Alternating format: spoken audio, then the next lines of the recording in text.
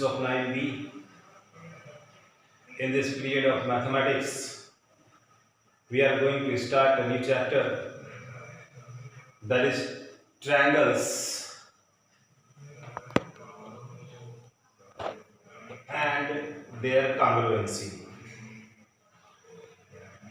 Before starting this chapter, I want to say one thing.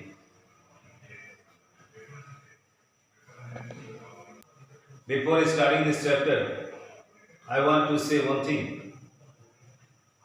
You go through the syllabus. Strictly follow the syllabus. What is written in the syllabus? You study those topics.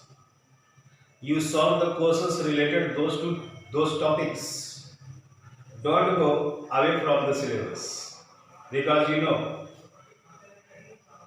ICC board will follow the syllabus from where the questions will be asked in board examination, and it is very clear for you that in final examination the question paper or the questions are asked by ICC board.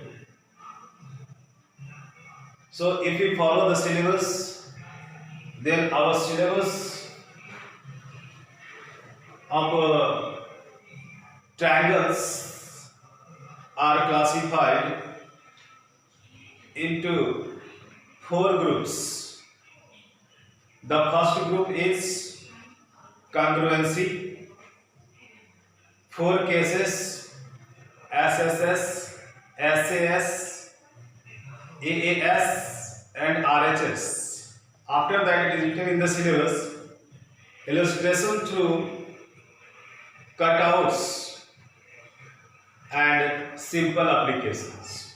This is the first topic of chapter triangle. Then the second topic is problems based on angles opposite equal sides are equal and converse. Point number 2. If 2 sides of a triangle are unequal, then the greater angle is opposite the greater side and converse. Point number 3. Sum of any 2 sides of a triangle is greater than the third side. And point number 4. Of all straight lines that can be drawn to a given line from a point outside it, the perpendicular is the shortest. And after that, it is mentioned in the syllabus, proofs are not required.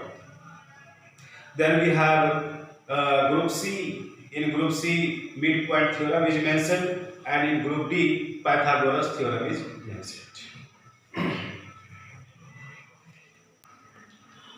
For better understanding of the chapter, we shall start at first problems based on angles opposite equal sides are equal and converse. So to solve the questions, it is very important to understand these statements.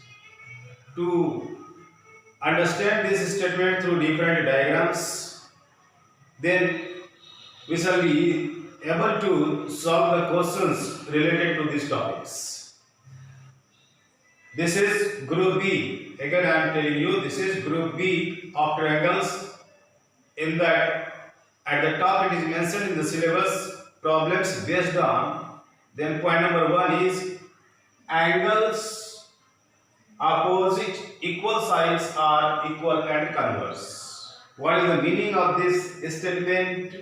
What is the geometrical representation of this statement? Everything we will see, then we will go ahead. As it is given in the statement, angles opposite equal sides are equal and converse. For that, let us draw a triangle. ABC is any triangle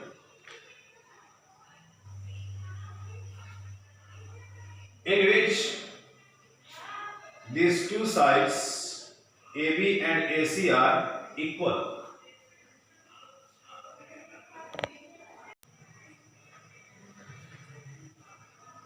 We have drawn a triangle ABC in which if side AB is equal to side AC, as per the statements, angles opposite equal sides. Angle C is opposite angle of AB and angle B is opposite angle of AC. Are equal. In simple sentence, I want to say, in triangle ABC, if AB equal to AC, then opposite angle of AB will also be equal to opposite angle of AC.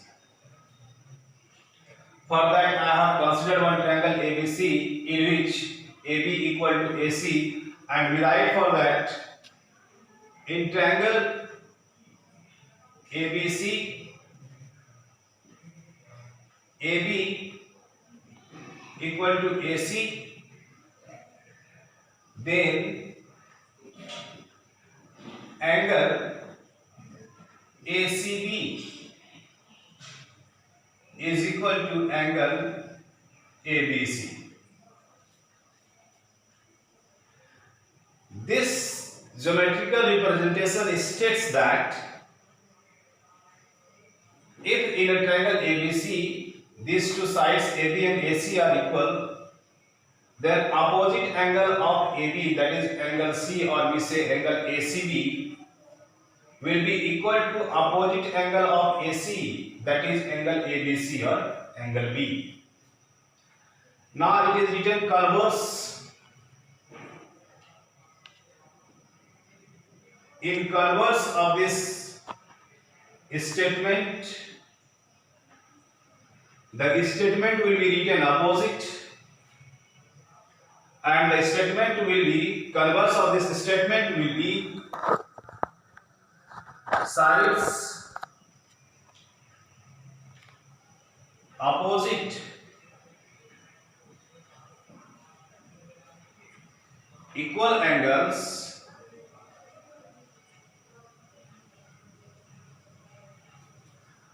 are equal. I am explaining this word converse. The meaning of converse is opposite statement of this statement. Here angles opposite equal sides are equal, but now in converse we write sides opposite equal angles are equal. Similarly, we will consider one triangle ABC or PQR. In this, these two angles are equal. We write in triangle PQR, angle PRQ is equal to angle PQR when opposite side of angle PRQ is PQ will be equal to opposite side of angle PQR is PR.